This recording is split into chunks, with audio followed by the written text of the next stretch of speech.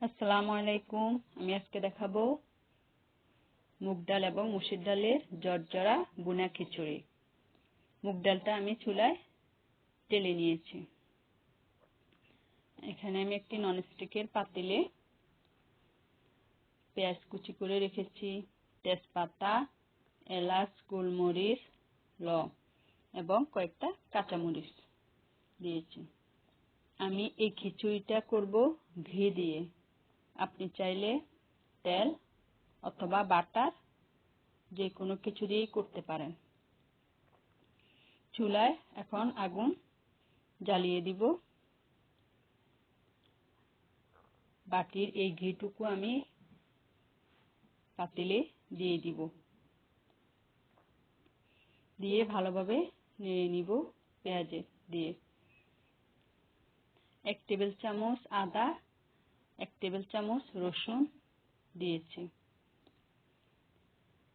লবণ পরিমাণ মতো দিয়ে দিব।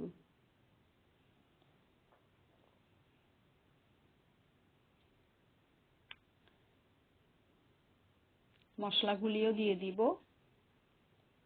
1.5 চা চামচ হলুদ গুঁড়া,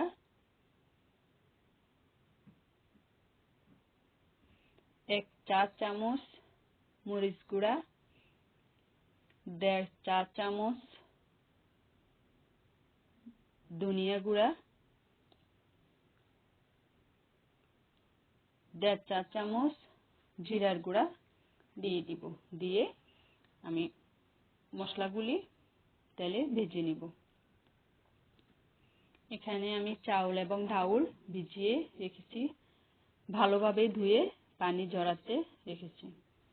আপনি চাউল এবং ডাউল কষলিয়ে কয়েকবার ধুয়ে নেবেন, কারণ চাউলের যে সাদা একটা ভাব থাকে, চাউল পানি যখন আপনি ধুবেন তখন দেখবেন একটু সাদা সাদা, ওই ভাবটা যাতে না থাকে ভালোভাবে ধুয়ে নেবেন, কারণ ওই ভাবটা থাকলে চাউল অনেক সময় লেগে যায়। তো আমি চাউল ডাউল এখানে ঢেলে পাতিলে ভালোভাবে নেড়ে নিচ্ছি। তেলে ভেজে নিব।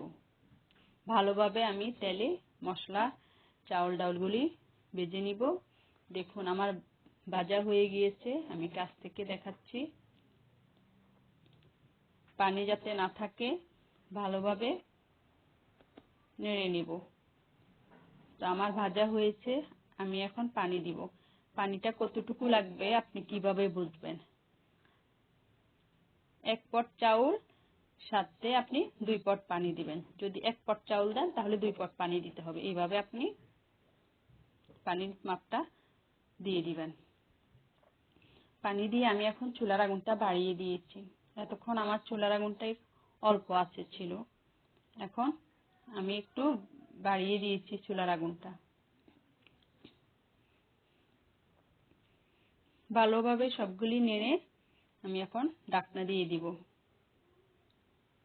চুলায় ঢাকনা দিয়ে এখন বলক আসলে আমি চুলার আগুনটা আবার কমিয়ে দিব। প্রায় 15 মিনিটের মতো রেখেছি। দেখুন আমার হয়ে গিয়েছে ঝরঝরে বুনা খিচুড়ি। আমি নিচে থেকে এভাবে উপরে দিয়ে দেখাচ্ছি কতটা ঝরঝরে হয়েছে। এখানে আমি পেঁয়াজ বেরেস্তা করে রেখেছি, পেঁয়াজ বেরেস্তাগুলা উপরে সাজিয়ে দিব এবং আমি চামচে চারপাশে ঘুরিয়ে একটু ঘি দিয়ে দিব। আমার এই ভিডিওটি দেখে আমাকে ভিডিওতে লাইক দিবেন, শেয়ার করবেন এবং কমেন্ট করে জানাবেন কেমন হয়েছে, আর সাবস্ক্রাইব করবেন। তো হয়ে গেল মজাদার ঝরঝরে বুনা খিচুড়ি।